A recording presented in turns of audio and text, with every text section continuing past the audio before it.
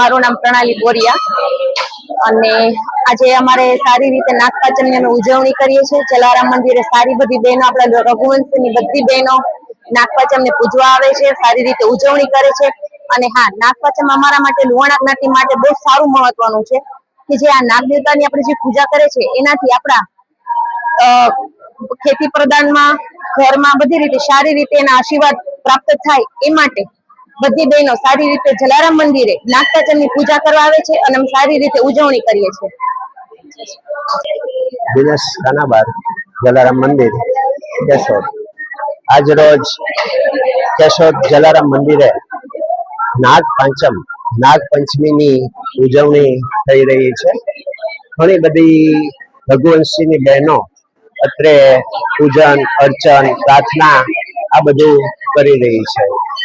આપણે પ્રાચીન સમયથી આપણે ત્યાં પ્રાણીઓ પક્ષીઓ આ બધાનું મહત્વ આપણા જીવનની અંદર રહેલું છે।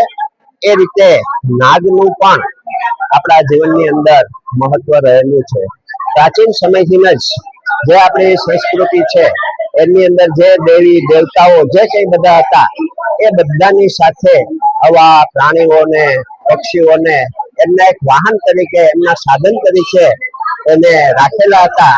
અને પ્રાણી અને માનવી જે છે એનું મહત્વ એ વખતથી કરવામાં આવ્યું છે। પ્રાણીઓને સાચવવા, પ્રકૃતિને જાણવી, પર્યાવરણ જે છે એનાથી સચવાય છે।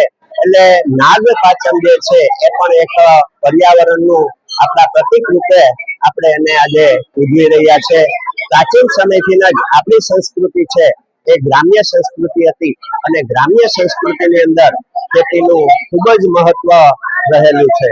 પહેલાના વખતની અંદર જ્યારે લોકો ખેતી કરતા ત્યારે એ ખેતીની અંદર પાકની અંદર જ્યારે ઉંદરો ગાજા બજા થઈ જતા ત્યારે એ પાકનો નાશ કરતા, પણ નાગ બાપા છે, નાગ દેવતા છે એ ઉંદરોને ભક્ષણ કરે અને એ રીતે પાકને બચાવે, પ્રકૃતિને બચાવે, પર્યાવરણને બચાવે અને એ રીતે નાગ દેવતા દરેકના જીવનની અંદર ખૂબ જ મહત્વનું છે। અને દરેક નાગ છે એ ઝેરી નથી હોતા, એમને આપણે બચાવવા જોઈએ, એનું રક્ષણ કરવું જોઈએ, એને મારવા ન જોઈએ। જરૂર પડે ત્યારે એમને જે પકડવા વાળા હોય એ નાગ દેવતાને પકડી અને બીજે ક્યાંય મૂકી શકે એ રીતે આજના દિવસે આપણે નાગ બાપાને નમન કરીએ, પ્રાર્થના કરીએ કે બાપા અમારું રક્ષણ કરજો, અમારા ખેતીનું રક્ષણ કરજો અને અમારી સાથે કાયમને માટે તમે સંકળાયેલા રહેજો।